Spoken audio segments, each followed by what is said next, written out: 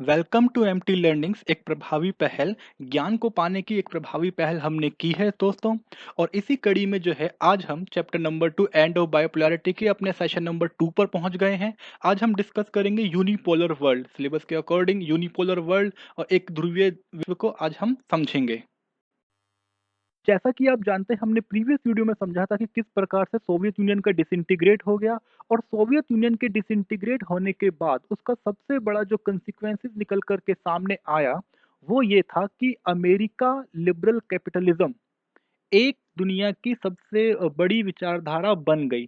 जी हाँ, जब दो विचारधाराओं के बीच में संघर्ष था, आइडियोलॉजिकल कन्फ्लिक्ट था, हमने समझा था इसको। और इन दोनों के बीच में एक स्ट्रगल था, और जब इन दोनों में से कोई एक आइडियोलॉजी हार गई का मतलब ये था कि डिसइंटीग्रेट हो गया ना सोवियत यूनियन।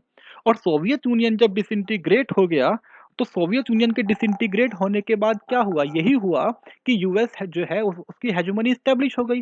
तो अब हम समझते हैं कि हेजेमनी किस तरीके से स्टेब्लिश हुई और यूनिपोलर वर्ल्ड का एक्चुअल मीनिंग होता क्या है।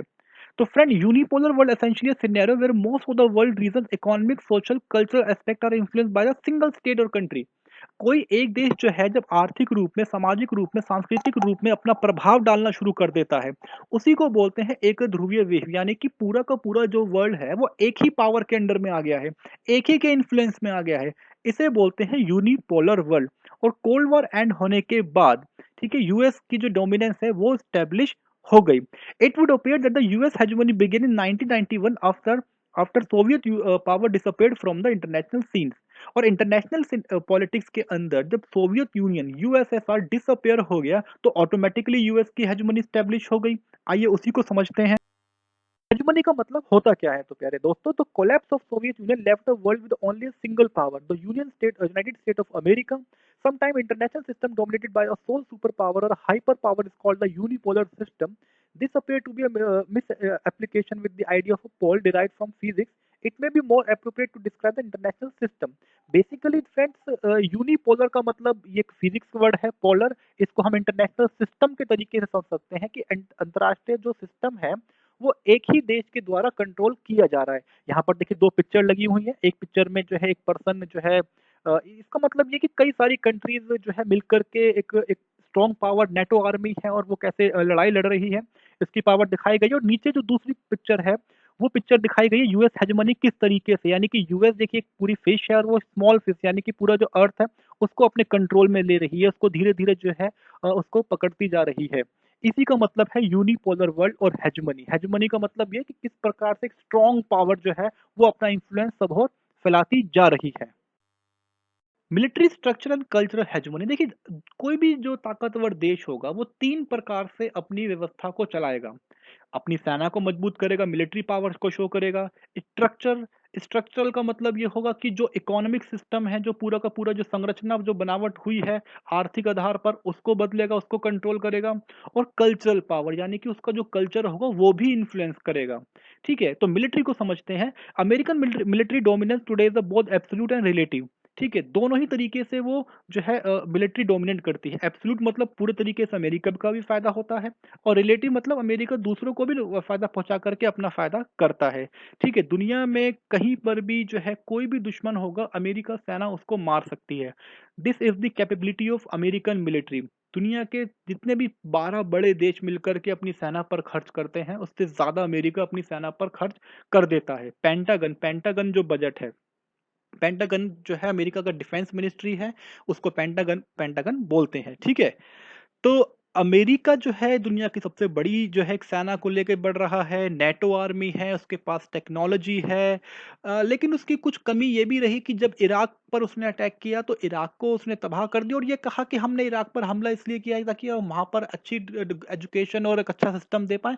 लेकिन इराक पर हमला करने के बाद भी अमेरिका वहाँ पर एक अच्छा सिस्टम नहीं दे पाया। तो यानी कि ये मान लिया जाए कि अमेरिका की मिलिट्री जो है वो युद्ध लड़ना जानती है, वो जीतना जानती है, वो पनिश करना जानती है, वो पुलिस के तरीके से बिहेव करना जानती है, लेकिन उसका जो मकसद है पीस स्टैब्लिश करना वो हो नहीं पाता है। तो ये एक बड़ी कमी भी है। लेकिन कुल मिलाकर के ये मान लिया जाए कि अमेरिका का वर्चस्व सैन्य रूप में तो है ही।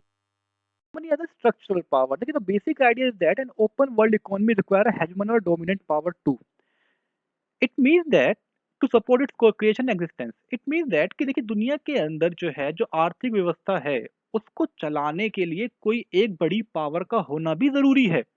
एक बड़ी पावर होगी प्यारे दोस्तों तो वो क्या करेगा, वो कंट्रोल भी कर सकता है। ठीक है, ध्यान से देखिए, एक पिक्चर दिखाई गई है यूएस डॉलर एंड ग्लोबल हेजमन। तो अमेरिका का डॉलर पूरी दुनिया में चल रहा है। क्यों चल रहा है? इसलिए चल रहा है क्योंकि वो अमेरिका की करेंसी है और सभी जो कंट्रीज हैं उसकी करेंसी में जो है ट्रेडिंग करती हैं, ताकि सबको पता है कि डॉलर में आप ट्रेड करेंगे, अगर कहीं प्रॉब्लम आएगी तो डॉलर जो है अमेरिका में जाके हम इसको सेल कर सकते हैं। वहां पर तो लेगा ही डॉलर, उसी की करेंसी है ये। क्यों है? क्योंकि अमेरिका के पास एक हेजमनी है, उसका एक वर्चस्व है, इसलिए सभी लोग उसके डॉलर को यूज करते हैं। अमेरिका जो है दुनिया को पब्लिक गुड्स प्रोवाइड करता है, एक मैन्युफैक्चरिंग हब है, एजुकेशन इंडस्ट्रीज वहाँ पर बहुत बड़ी है, मिलिट्री इंडस्ट्रीज हमने देखा है, और डिफेंस इंडस्ट्री, हथियार बनाए जाते हैं। और जो है दुनिया को कम्युनिकेशन सिस्टम प्रोवाइड करता है अमेरिका, जो है सी लैन जो एक इंटरनेट प्रोवाइड कराया जाता है, तारों के जरिए वो कम्युनिकेशन प्रोवाइड कराया जाता है अमेरिका का।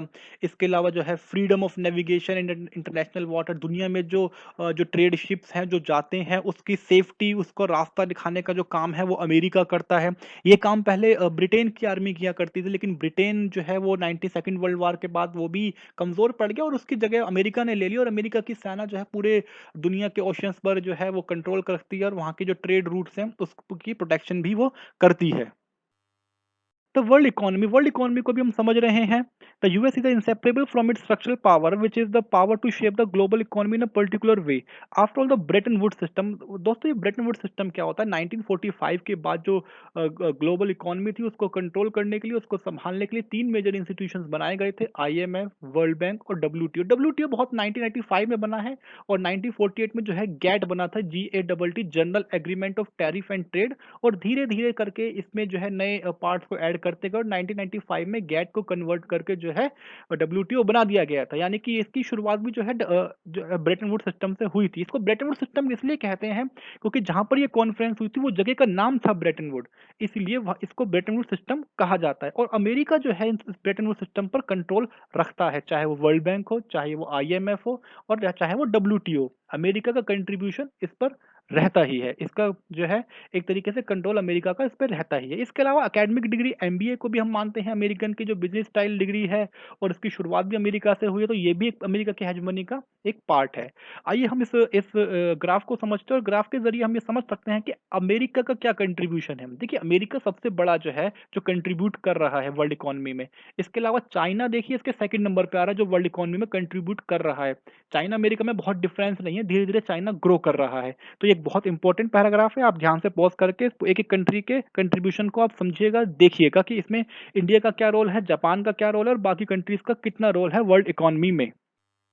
Cultural hegemony as a soft power, देखिए कोई भी कंट्री का वर्चस्व ऐसे ही नहीं बनता है। केवल मिलिट्री को मजबूत कर लेने से, केवल इकोनॉमी को डेवलप कर लेने से जो है कोई कंट्री डोमिनेंस कर जाएगी, हेजेमनी क्रिएट कर जाएगी, ऐसा नहीं है स्टूडेंट। तो इसका मतलब ये हुआ कि आपको अपने कल्चर, आपका जो सोशल सिस्टम है वो भी इम्पोर्टेंट होना चाहिए, वो भी जो है एक ओपन सोसाइटी होनी चाहिए, और एक ऐसी सोसाइटी होनी चाहिए जो अट्रैक्ट करे। देखिए एक पिक्चर लगाई गई, the best place to visit in USA, America जो है सबसे एक बेहतरीन जगह है, और अमेरिका में कई सारे अच्छी जगह हैं जहाँ पर विजिट करने के लिए लोग तैयार रहते हैं। ठीक है, so most of the dream of individual society across the global dream churned out by practice prevailing in 20th century America. America is the most seductive and in this sense most powerful cultural order. दुनिया के सबसे बड़ी जो संस्कृति है, जो culture है, जो पावरफुल कल्चर जिसको बात की जा रही है वो अमेरिका का ही है। अमेरिका के कल्चर में कौन नहीं जाना चाहता है? हर कोई तो जाना चाहता है। आप में से कितने लोग जाना चाहेंगे अमेरिका? क्या मौका मिलेगा नहीं जाएंगे? क्या ट्रम्प साहब से कह दे कि सबको वीजा दे दे तो क्या सारे नहीं पहुंचेंगे? ठीक है, सारे वहां जाने के लिए तैयार रहेंगे। क्यों तैयार रहेंगे? क्योंकि वहां का कल्चर ऐसा है, कल्चर में हर कोई रहना चाहता है, और उसके कल्चर को हम लोग कॉपी भी कर रहे हैं। तो दोस्तों इसे ही बोलते हैं सॉफ्ट पावर। देखिए हार्ड पावर और सॉफ्ट पावर, हार्ड पावर मतलब मिलिट्री स्ट्रक्चरल पावर, और सॉफ्ट पावर मतलब कल्चर, जहां पर आप जो है उसके कल्चर से इन्फ्लुएंस होते हो, अमेरिका की जीन्स से आप इन्फ्लुएंस होते हो, वहाँ के वेस्ट जो है वहाँ के अटायर सिस्टम से इन्फ्लुएंस होते हो, पहनावे से इन्फ्लुएंस होते हो, वहाँ के रीति रिवाजों से इन्फ्लुएंस होते हो, और वहाँ के जीवनचर्या से भी इन्फ्लुएंस, ये सारा का सारा प्रभाव ना केवल आप इन्फ्लुएंस होते हो, दुनिया में सभी देशों के जो लोग हैं वो अमेरिका की संस्कृति से, पश्चिमी देशों की संस्कृति से इन्फ्लुएंस होते हैं। इसे ही हेजमनी कहा जाता है, ये भी एक हेजमनी का हिस्सा है।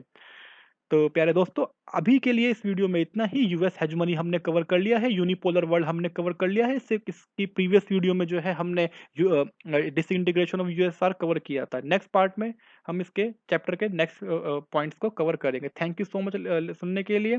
लाइक कीजिए, शेयर कीजिए और अपने क्वेरीज को कमेंट बॉक्स में कमेंट कीजिए। Thank you so much.